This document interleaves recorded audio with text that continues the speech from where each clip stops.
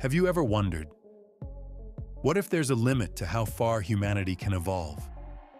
What if the peak of our civilization isn't centuries away, but millions? And what if the ultimate level 7 civilization isn't just powerful? It's terrifying beyond imagination. Stick around, because once you finish this video, you'll never see our place in the universe the same way again. Ever since the Industrial Revolution, human technology has been advancing at an astonishing pace. And today, we've reached remarkable heights. We've built satellites, explored space, and even set foot on the moon. But in the grand hierarchy of civilizations in the universe, we're still far behind. Right now, humanity sits at a mere 0.73 on the Kardashev Scale. We're not even a Type 1 civilization yet. That might sound disappointing, but here's the good news. In just the last 100 years, we've jumped by 0.15 on that scale. That's huge. The Kardashev Scale categorizes civilizations by how much energy they can harness and control. For example, our current civilization can only use a small fraction of the natural resources available on Earth, and we still can't even reach other planets in our own solar system. If we could fully harness all of Earth's energy and travel easily across the solar system, we'd become a Type 1 civilization, a planetary civilization. The key milestone here would be mastering nuclear fusion. But even under optimistic estimates, that would still take about 200 years. Once we could harness the energy of our sun, we'd enter the realm of a Type 2 civilization, a stellar civilization. This level involves building enormous structures like a Dyson sphere around our star to capture 99% of its energy output. Believe it or not, astronomers have already detected stars that show unusual dimming, possibly early signs of Dyson-like structures. But the road to this level is long and steep. Limitations in materials science and interstellar logistics mean that reaching Type 2 might take us at least 10,000 years. Then comes Type 3, the Galactic civilization. This is when humans could control the energy of black holes, neutron stars, and other high-density celestial bodies.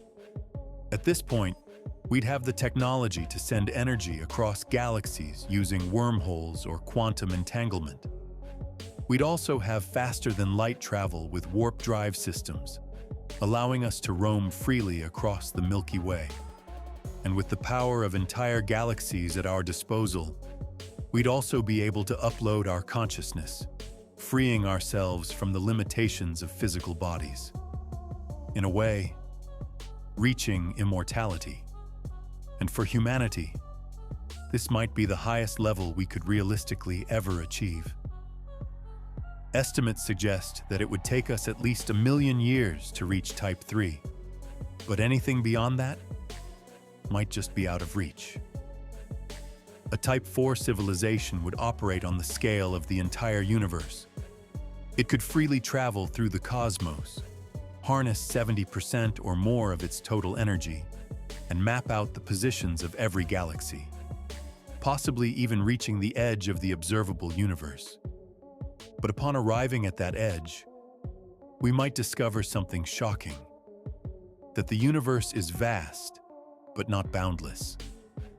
Becoming a Type 4 civilization might take around 10 million years, and still, it wouldn't be the end. Type 5 is a multiversal civilization. These beings could travel across parallel universes and adapt to different sets of physical laws in each one. They might even be able to manipulate quantum states to change the flow of history or spawn entirely new universes.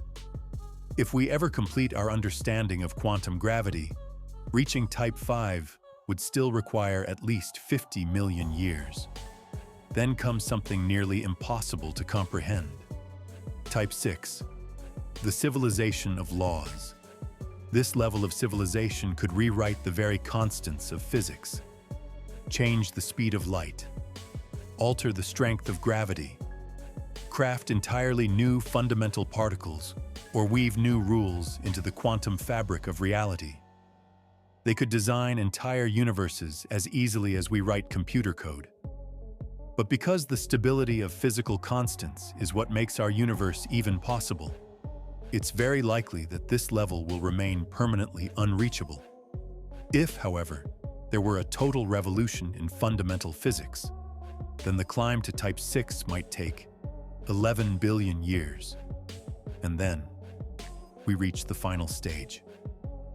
Type 7, the godlike civilization. This is the civilization that creates universes from the quantum vacuum. They don't just manipulate time and space, they transcend them. They exist across all 11 dimensions. They can observe and influence the entirety of existence across every timeline, every reality, and every possibility. To them, lighting a new universe is no different than striking a match. This level of civilization would be singular and eternal. It would be the origin of all others, the beginning and the end, the one true presence across the multiverse. And that's why no other civilization can ever become Type 7. There can be only one. For us humans, reaching Type 3 may very well be the ultimate ceiling. Anything beyond that might simply be too far, too complex, too alien for our species to ever understand. And everything you've just heard, it's only based on our current level of scientific knowledge. The true nature of the universe? Still a mystery. But one thing is clear. The more energy we learn to control, and the more dimensions of understanding we unlock, the greater the leap in our civilization's status. The real challenge isn't just building powerful technology, it's surviving long enough to evolve with wisdom. Advancing not just in engineering, but in ethics, in philosophy, in balance. As physicist Michio Kaku once said, the true test of a civilization isn't whether it can reach the stars, it's whether it can hold on to its humanity while doing it. If this blew your mind, subscribe right now, because we're just getting started.